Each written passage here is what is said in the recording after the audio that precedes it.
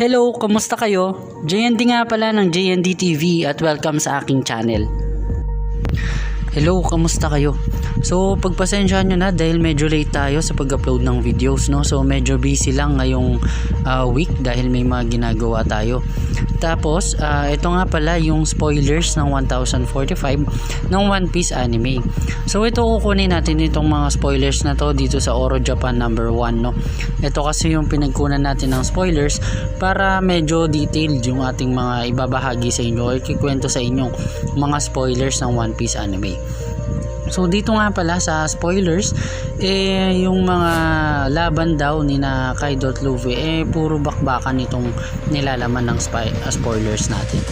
Tapos dito rin makikita natin yung mga bagong kakayahan ng Gear 5 ni Luffy at awakening niya. So at makikita rin natin dito sa chapter na to na maraming katatawanan na naman yung mga ipapakita sa atin ni Oda. So kung bago ka pa lang dito sa channel natin, huwag mong kalimutan i-hit yung like button dyan. Mag-iwan ka na rin ng comment sa comment section para alam ko kung ano pang pwede nating improve dito sa channel natin. Tapos, i-hit mo na rin yung notification bell para lagi kang updated sa mga videos na na-upload at mag-subscribe ka na rin. Tapos, huwag mo i-skip yung mga maikling ads lang dahil sobrang malaking tulong na ito sa akin at sa aking channel. So, huwag na natin patagalin pa, simulan na natin to.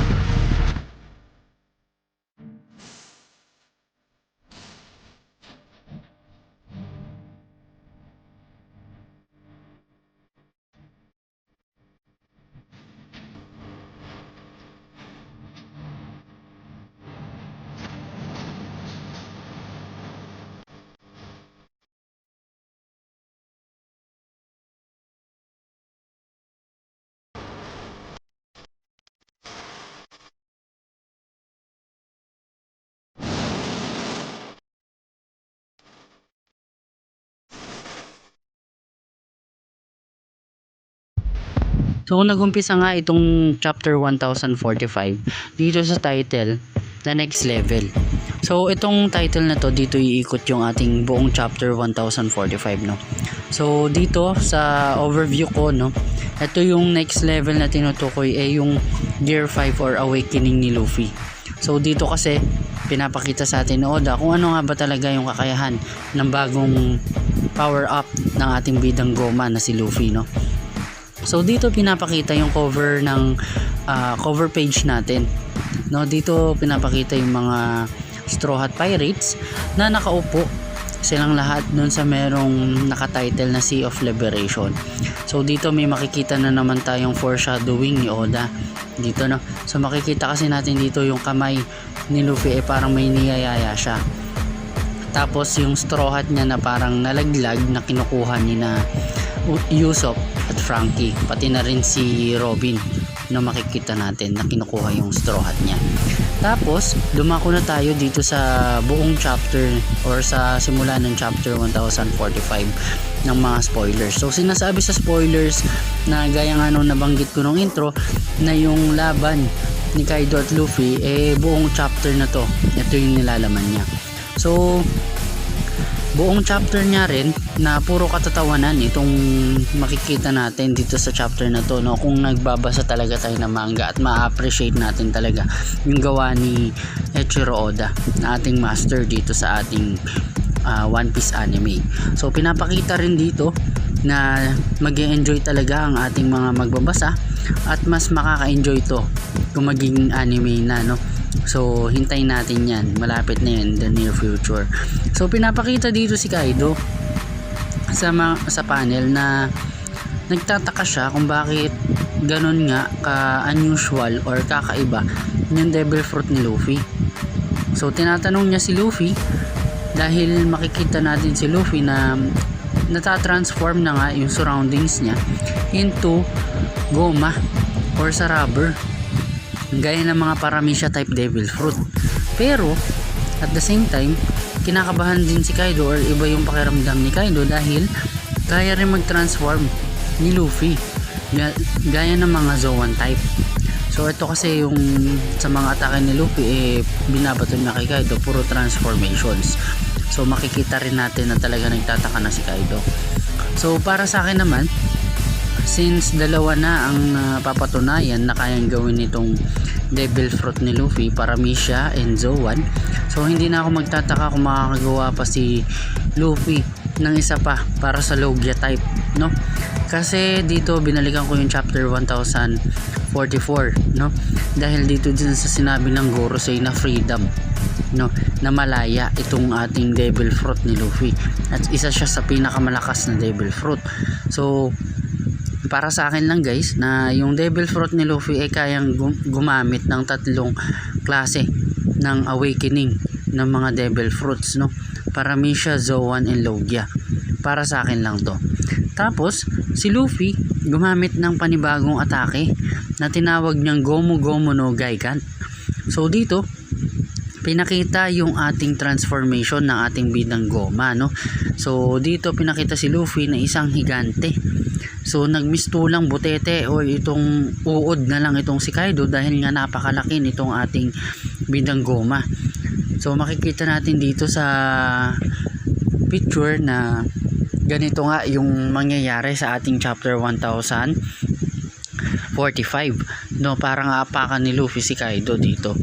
So napakaganda nitong atake na to, at binibigyan na naman tayo ng isang foreshadowing ni Oda para dito sa laban nila. So dito pinakita niya na natupad yung sinabi ni Yugoro na isang god isang god yung parang transformation ni Luffy.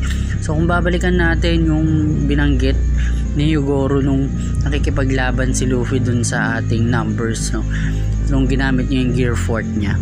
So dito pinapakita rin talaga na nire-ready talaga tayo ni Oda dito sa nangyaring to kay Kaido at Luffy.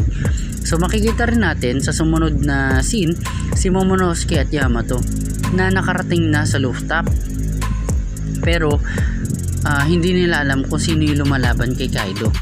So dito nagtataka itong dalawa kung bakit may lumalaban kay Kaido at ganon yung aura niya na parang kay Luffy. So dito pinapakita rin na naubusan ng lakas ang ating bidang goma na si Luffy. So pinakita yung kanyang hina ng heartbeat, no?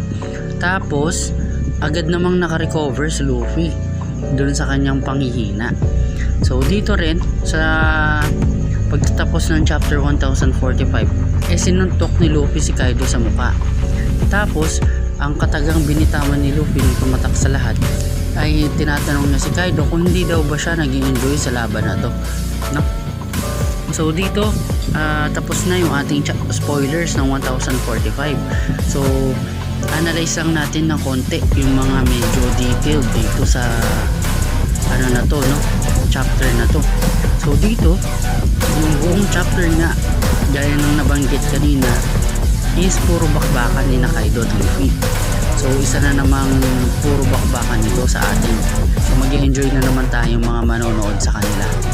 Tapos binigyan na tayo ng hint kung ano nga ba talaga yung kakayahan nitong awakening ni Luffy, no? Isang awakening ng Paramecia and isang awakening ng Zoan. So possible na rin na magkatotoo yung ating hinala, no, na magkaroon ng theory about dun sa future na kalaban ni Luffy na si Blackbeard. So gaya nga nung nangyari kay Blackbeard, meron siyang dalawang Devil Fruit, isang Paramecia at isang Logia, no? So hindi na ako magtataka kung magkakaroon pa ng isang Devil Fruit si Blackbeard na isang Zoan, mythical Zoan type, no, para ma-match ni Oda si Blackbeard kay Luffy. Tapos doon naman sa pinakitang panghihina nga ni Luffy, no, so i-detalye na lang natin to, or mas malilinawan tayo dito kung ano nga ba talaga yung side effect nitong Gear 5 at awakening ni Luffy sa kanya, no. So maraming mga possibilities na ma-shorten yung life niya, or ibang mga possibilities like ma-drain siya, or hindi siya makagamit ng haki gaya ng Gear 4. So baka malinawan pa tayo dun sa ipapalabas ni Oda na full chapter ng manga ng One Piece, no, 1045. So dito na natatapos itong maikling video natin ng mga spoilers patungkol dito sa latest spoilers natin, no?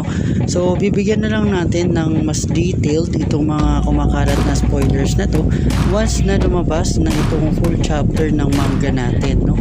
Tapos na kung bago ka pa lang dito sa channel natin, ay huwag mong kalimutan i-hit yung like button dyan. Mag-iwan ka na rin ng comment sa comment section.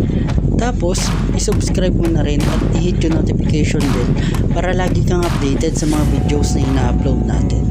So, all in all, very satisfied ako dito sa mga lumabas na spoilers. No?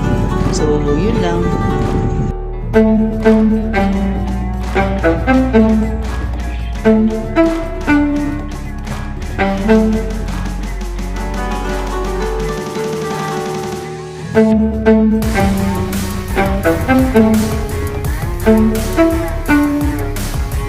Thank you.